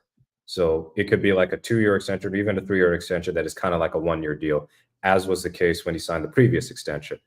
I don't think Geno has a ton of leverage to really, nor his agent have a ton of leverage to negotiate otherwise, especially even if you say, yes, the 15 interceptions was a good chunk of it was not his fault. I'm sure that the front office and Schneider will go, hey, 15 interceptions, still 15 interceptions. It wasn't a good passing year. So I think they will try to keep Geno around for this season, but also draft a quarterback just to finally break that tendency. I mean, we've kind of hypothetically talked about would they ever draft a quarterback when Wilson was still the quarterback, and it didn't happen other than Alex Magoo. With Geno having 3 seasons in this team and no playoff wins, it feels like it would be foolish to continue to just kick the can, keep pushing it down the road. Because if you draft a quarterback this year, there is nothing in the rule book that says you can't draft one in 2026. I mean, right. there are options, and you can't limit yourself that way. But I will say regarding Geno, and just, quite a bit would have to go right for him to succeed and for the team to succeed. And the middling results we've seen have been terrible. But I think about how the offense with Geno could be successful. I think about Baker Mayfield in Tampa Bay. Now, I know they got knocked out. And I love Baker. Is much younger, and I've come around on Baker Mayfield over the years. But that defense is miserable. They're awful, and they're a major reason why they're out of the playoffs now. That offense turned it around, even from the Canales to the Cohen era. Yeah. Like, they were a kind of a okay offense with Canales. You put Liam Cohen in there and make a couple of changes on the offensive line, draft and develop, and you draft Bucky Irving, and you end up with, even after Godwin got hurt, a top 5 passing offense, number 1 in third downs. Baker had a lot of interceptions. He threw 16. It's just that he had 41 touchdowns. The shit about his and a lot of easy button offense stuff. They were number 1 in screen yards per game. They were throwing a lot of under center play action looks. So previously, I used to think of the easy button offense as just hiding your quarterback, but I've kind of changed my tune a bit on that. you want your quarterback to have some easy button options that were just lacking over the last couple of seasons. And I see the comment here from BP 1989. Does the BP stand for blood pressure, by the way? In which case, the 1989 is really high. I get to an emergency room right now. I don't think they're bad enough to have a true rebuild, in the sense that I feel like the roster is too talented to blow it up. And a true rebuild to me means you are pretty much at a total lack of talent. You've got JSN, you've got Witherspoon. I'll include Greek Woolen in there just for the hell of it. If they resign Ernest Jones, you can add him too. You got Tyrus Knight. You've got Walker, Leonard Williams. And you've got Cross and Lucas. So this isn't like 2009 when Hasselbeck was clearly on the decline. They were playing Lawyer Malloy at safety. They had nothing going on the offensive line. They had Julius Jones at running back. They had too many dudes who are not even good. I think the problem for the Seahawks is they don't have a lot of great players right now. They've got a lot of good players who are either not great yet or their ceiling is just good. The Seahawks will be great again when they start having great players. And yes, that sounds incredibly cliche, but I think that's kind of the situation where they need to have guys who are undeniably top 5 of their respective positions, outside of kicker and punter, of course, on offense and defense, for people to start believing. Because at the moment, they really don't have that anywhere. Yeah, real quick, shout out to Neil for the super sticker. Neil, appreciate it. Should we get into some of these comments that we've had going on throughout the show, Ryan? Yeah, let's get through a few comments. I got a couple right here. Let me pull them up. But yeah, it's going to be one of those ongoing discussions because, like you said, Mookie, even depending what they do with Geno, then you got to wait for the draft. Because, like you said, is Goodell going to step up the podium when the Seahawks are up in a day 2 or whenever and just call a quarterback? Because I think that's what we're all kind of waiting to hear. Whoever, just get another guy in, right? So I think here's draft, one right. Oh, okay. Sorry. Go ahead, Ryan. Go ahead. No, just one right here. They don't, and I agree with what you guys are saying. And Mookie, the rebuild. There's a lot of talent, but you need that. Like we talked about the edge, right? Do you have that game wrecker? Like there's a lot of really good players on this team. Bryce and I went in the offseason last year, and where's the elite guys? Is DK even there yet? There's guys on the fringe, but there's just a lot of good players, really good players on this team. And there's guys that can get to that upper echelon, but but to his point, 3D tables, they need to change their philosophy at team building. Again, Mookie goes back to the GM, right? I mean, you got a guy that's been here for a long time with a certain philosophy. How do you just change that on a dime? That's again, easier said than done right now, right? Yeah, it is difficult. The quarterback thing is weird because in the entire Seahawks franchise history, they have pretty much never had great success with first-round quarterback. Their best quarterbacks in franchise history. I'm going to include Geno in the top 5. So let's go Jim Zorn, Dave Craig, no particular order. Russell, other than Russ being number 1. Sure. The other 4 can be Hasselbeck, Geno, Dave Craig, Jim Zorn. Not a single one of those guys is a first-round pick. The Seahawks have given it a shot with first-round picks. Rick Meyer, bust. And I don't remember if Dan McGuire was a first-round pick as well. I think he was. But he was, I believe, yes. Similarly, not good. So they've never had to be bad and get a quarterback and then suddenly they're good again. It just hasn't happened that way. Geno was found money because he wasn't brought in to start. He wasn't brought in to challenge Russell Wilson when he got signed in, 2019 or 2019, I think it was. He just developed into a good starting quarterback. And then with Russ, 3rd round pick after they thought they were going to get something with Matt Flynn, and that materialized. So Seattle's taken very unusual routes to getting their multi-year starting quarterbacks. And we forgot one on that list, Mookie, of another guy. You forgot John Kitna. Yeah, and Kitna too. And Kitna's undrafted out of Central Washington. So they've never acquired guys in the first round that have panned out. And even the guys, you look at, you lifted off Matt Hasselbeck and some of these other guys, they were acquired via trade and were a backup somewhere before. Yeah, and Seattle swapped first round picks. I think they traded down to get Hasselbeck. So that's about as much first-round value as they've ever gotten out of a franchise quarterback. And Hasselbeck didn't start right away, or maybe he did. No, he couldn't have because he was there. No, Dilfer did. Dilfer did. And then Hasselbeck, when he did start, he got benched multiple times, man. I mean, if the Hasselbeck era happened after the Russell Wilson era, even with the Super Bowl appearance, I feel like Hasselbeck would be remembered a little more negatively. It kind of in the same way that a lot of fans treat Geno, where there were a lot of frustrating moments with Hasselbeck, but you could see the good of him, where he could be a Pro Bowl level quarterback and he could run an offense. He didn't have the strongest arm, but he was accurate and he was tough and he could make good plays in rhythm. So yeah, the quarterback question is the biggest one. And we're going to find our answer soon by mid-March, because that's when his roster bonus is due, right? So when the roster bonus is due, if he picks it up or if they adjust his contract by then, we have our answer for 2025 as far as who's the starter. But if they say it's time to move on, then they get really interesting because the combine will probably have happened by then. And then it's all about draft speculation. And how about Warren Moon? Yeah, Warren Moon was also undrafted. And he never got Seattle to a playoff spot.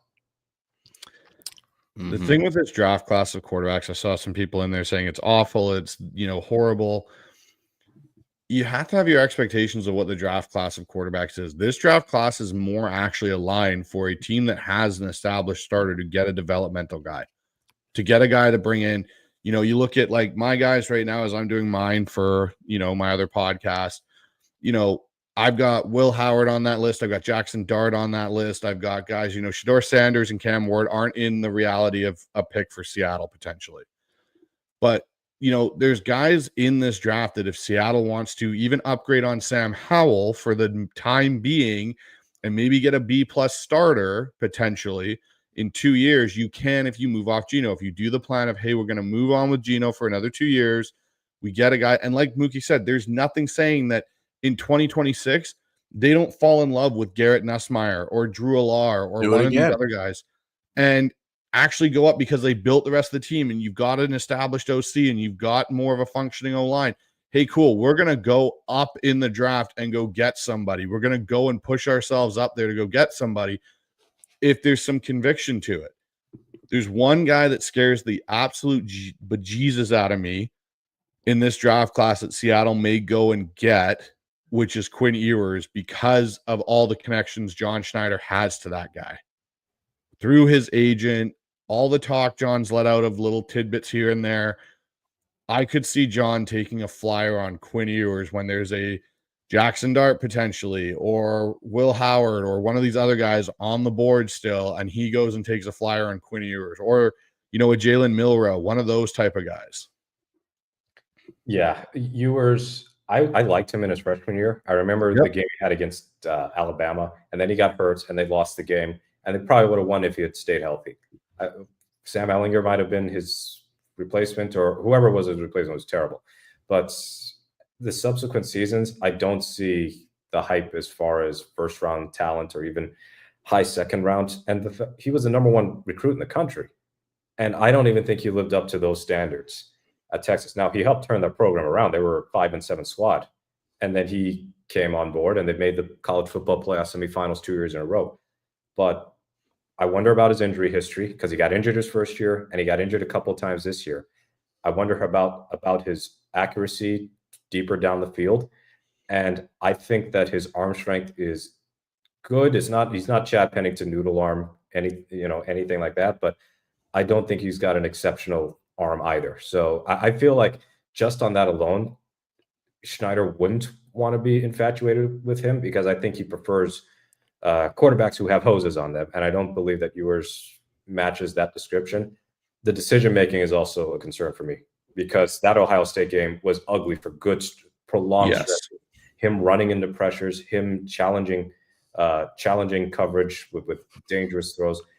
I just don't see the upside with Ewers in the way that more toolsy quarterbacks, so to speak, like Jackson Dart could provide. And somebody mentioned Milroe in the comments. I don't really see it with Milroe either. Like he might have a place in the NFL as like a Cordell Stewart, a poor man's Cordell Stewart sort of thing. But when you're playing for Alabama, if he wasn't wearing a Crimson Tide helmet, I don't think this would be a discussion, because Alabama didn't have as strong a team, or they haven't had super strong teams the last couple of seasons. There's still tons of 5-star and 4-star recruits on that offense, man. And he looked lost for prolonged stretches this season. Like the Oklahoma game, for every highlight throw, you had a terrible interception, a terrible sack. So I just feel like he's not somebody who's going to be starting right away, and he would need like multiple years on the bench before you could think about him as a viable NFL starter. Yeah. My QB wish list right now for Seattle, like if I out of this draft class, if they could snag one of these guys and say late day 2, to round 4 or 5, Jackson Dart is number 1. With everything I've watched, he's the number 1 guy. I think he'd fit in what Seattle likes to do. He's athletic enough. He's tough. He's a good leader. He can make all the throws. The second guy would probably be Will Howard. Seeing what Howard's done in the last half of the college football season outside of the Michigan game through this college football playoff, he's made some really NFL elite throws. You can see the leadership factor. He's a big guy. He's got some intangibles to him. But again, both these guys still need to sit on your bench for you. They're not plug and play guys. No. And the third guy I actually really like, and I still got to do a bit more of a deep dive on him, is Kyle McCord out of Syracuse. Kyle McCord, to me, could jump Howard in my ranking. It could be Dart and McCord, because there's things in McCord's game where I look at him and sometimes he makes throws and stuff, and I see a bit of Matthew Stafford. Not saying he is Matthew Stafford, but he has moments where he can do things with a ball that are very similar to what Matthew Stafford did coming out of Georgia. Again, another guy that needs to sit a year or 2, but I think he comes in and he pushes Sam Howell. Same with a Jackson Dart. You potentially upgrade your backup spot this year, potentially, with a player that then can take over for Geno. Yeah, real quick, just want to touch on the super chat from Kevin Kimball. Really appreciate it. Seahawk fan from Mississippi since 1976. Wow. So he's seen it all. Your pod is a necessary listen. Seen many dark games live. Not only a talent, but a great guy. Go Hawks, Kevin. We appreciate that super chat, man. Dart just seems like a guy like Bryce. I mean, you watch quarterbacks a ton, but like, just would be an exciting guy to get in camp. He has the intangibles. He's not going to start for you. He's sit, and maybe he's a whiff, but why not? Why not go get a guy like that? To me, that would be exciting. Having a guy with some of the tools, the gamer mentality, and like you said, man, go get another quarterback next year. I mean, Arizona did it with there's a lot of examples, but Arizona did it when they whiffed on Rosen, and then the very next year they're like, yeah, you know what, we messed that up big time. Go get Kyler Murray, and you can think what you want about Kyler, but they said no, we're not going to let this play out. And Rosen was starting for them. We're not trying to say, well, day 2 guy is going to start week 1 here. This is a guy that's going to kind of just be at camp and develop and see what happens. But I don't know what your thoughts are, but that's just intriguing, man, to kind of a little more excitement too, getting a young kid in here like that, someone like that. Yeah. It doesn't hurt to try. Doesn't hurt to just, all those years they didn't draft a quarterback with Wilson around, they didn't have to. But I'm sure the hypothetical John, of course, really liked Josh Allen. He really liked Patrick Mahomes. He liked all these quarterbacks that had no shot at getting, and then they ended up not taking any quarterbacks. But in this instance, if Wilson was still here, we would be having this conversation anyway, because right. He's the same age more or less as Geno, and we'd be having to look at a successor. So you can only push this off for so long before you got to just press the button and go, yeah, we were thinking about 2025, but we've got to think about 26, 27, 28, and so on. So, yeah, the quarterback situation in college, this is not a great class on paper. We'll see if Jackson Dart ends up just being like overhyped and not being a first-round pick, as I've seen suggested. He's not a first-round pick. Yeah, if he's third, that's fine. Seattle's got a pick in every round this year, right? Unless they trade anybody. So that's a bit different than previous drafts. So that's fine for me. Yeah.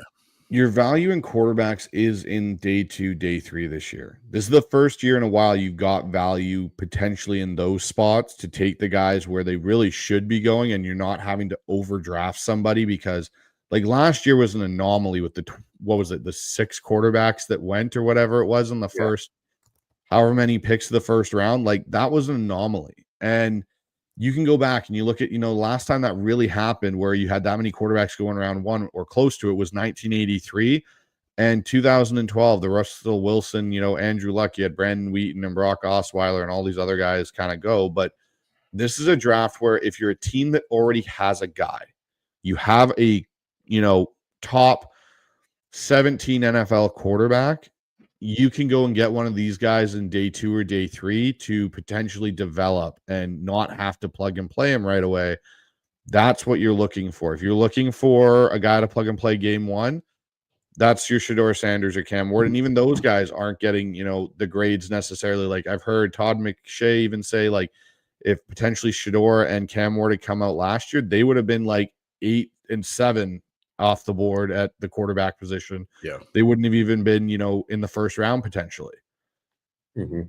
And even though we haven't mentioned him, Dylan Gabriel is pretty clearly off the board after that. I mean, he's not an Oregon Bo Nix. Like his limitations were so clear in that Ohio State game that I don't see any path to him being an NFL starter. Beyond him not being a big quarterback, he looked like a one read and panic guy, like every drop back. Yeah. One name that's coming up a lot in our chat right now, guys, is Trey Lance, and it's scaring me. It's scaring. Well, you started going through the list of guys. Like we mentioned, how about Zach Wilson, or how about old Kirk Cousins for a couple mil, So that's the thing, right? And look, I like Geno Smith. I've liked him. The thing is, for me, when I look at it, when you talk about the Russ trade, and then you fast forward now where we're at, you thought we would have maybe a different plan by now. And I feel like it could be a combination where maybe the draft didn't fall to John, whatever, but also maybe he got a little comfortable because, hey man, I got rid of our franchise quarterback. We made the playoffs. I don't have to worry about quarterback right now. And then, then I fired my legendary coach.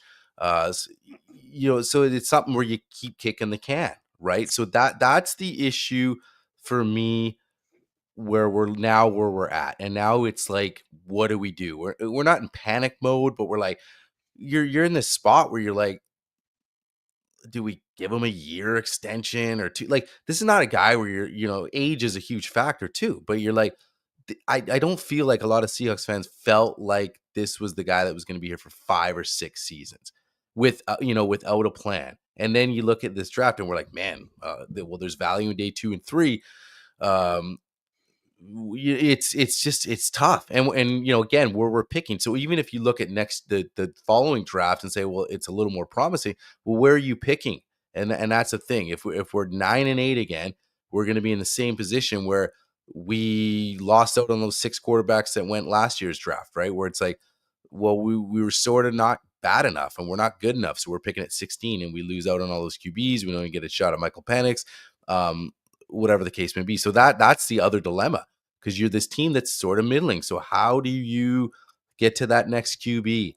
And so that's why, is there a chance where, maybe he does get cut and maybe they say, yeah, let's go get I'm just throwing a name out there, like a Zach Wilson. I'm not, preaching for that, but I don't have the answers either. It's a tough spot right now, but that's the thing. You sort of put yourself in a spot.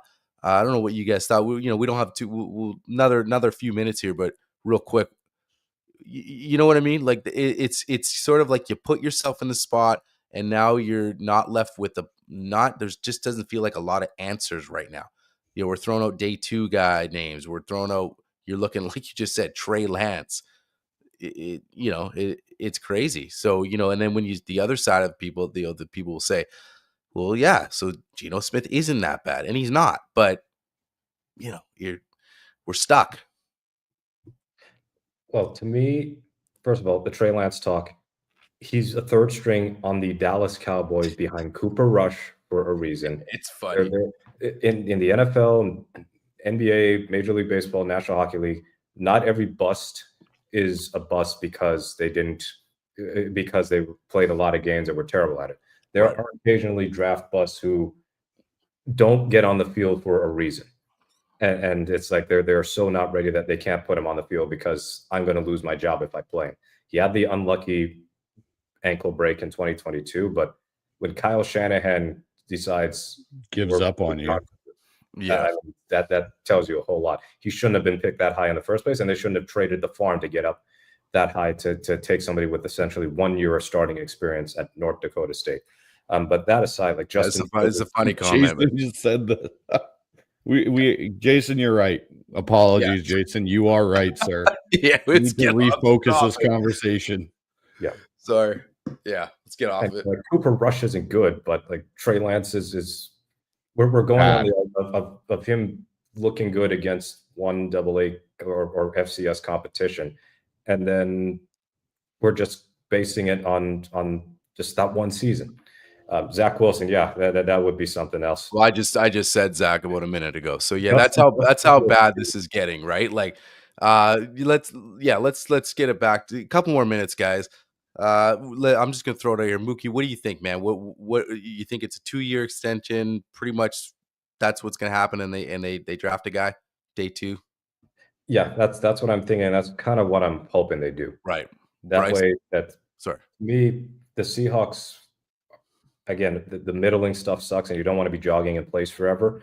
But I want it to be a situation where when they eventually move on from Geno, whether he retires or he gets cut or he gets traded, the successor quarterback does not have a rock bottom roster. Got the benefit. Wilson got the benefit of that. I know they were 7-19 the previous season, but they had a rising defense. Yeah.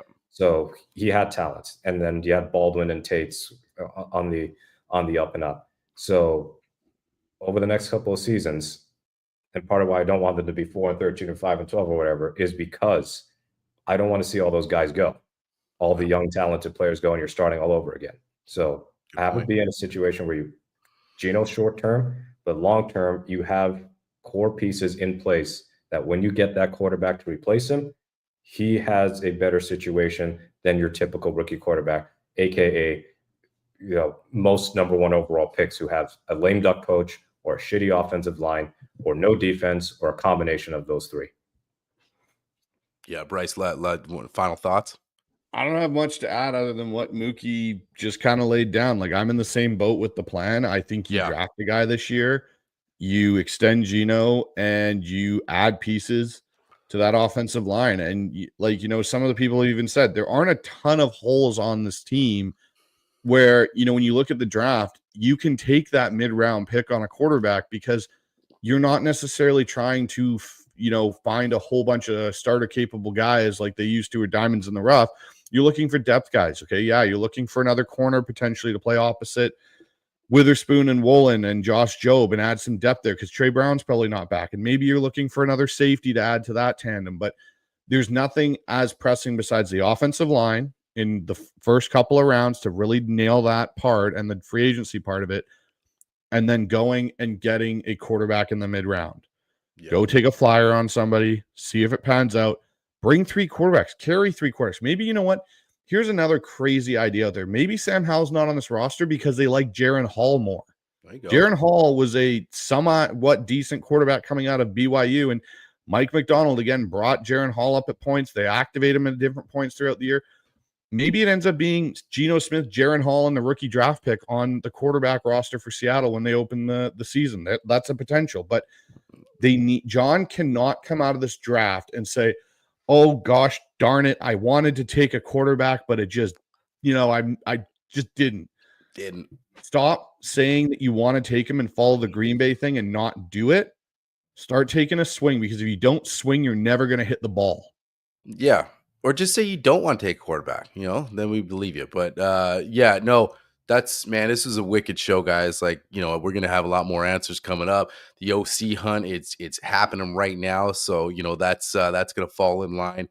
So we're going to get out of here. Pay DK, he's a game wrecker. Yeah, we all agree. I don't think they're going to pay him. I don't think that's why we even talked about it. I think that's going to be an extension too. So everyone nod heads, right? Like, yeah. Yeah, No. if they trade him, they better get an established receiver because Yeah, with no, them this him, and I suspect they would move on from Lockett. Like, sorry, we can't be having Jake Bobo suddenly nominally wide receiver 2. Like, that can't no, happen. God, no, No, please. maybe Cody White become like, stop that. No. No more Yeah. preseason heroes Oh, becoming God. huge parts of the Yeah. offense. Yeah, and then we're gonna get it here. And real quick, I agree with you guys. I think that's gonna be the plan at the quarterback spot, and I'm on board with it too. I mean, I got my critiques with them, but that's not, again, anyone on the chat's not being a hater. It's just looking at, you want it. I like the plan if they draft the QB. That's where I'm gonna leave it. If they don't, and then he gets a 2-year, then I don't like the plan. And I'll just leave it at that. But real quick, Mookie, what do you got coming up on field goals for everybody that is watching our show and hasn't went over there to check out your stuff? And then where can they find all your work? Well, with this week, probably a look at an early peek at free agency and who they might resign, who they will let go. Jaron Reed and Ernest Jones are basically the top 2 to pay attention to. So be going over that. Obviously, we'll be reviewing more of the offensive coordinator candidates and interviews and anything else that happens with the coaching staff. But yeah, you can follow my work at Field Goals, whether on fieldgoals.com or at Field Goals on Twitter or at fieldgoals.bsky or whatever it is on Blue Sky. And I occasionally do national stuff for sbnation.com. So look out for a national article that weekend about the Commanders-Lions game and the 4th down aggressiveness of Dans, Campbell, and Quinn. I like it. Okay, yeah, guys, go over, check it out. Some interesting stuff coming up. This is a long one, but it was good. Appreciate everybody that's been getting in the comments and chiming in, getting in with the conversations, all the super chats. Appreciate all of it. That's it for us tonight. Go Hawks.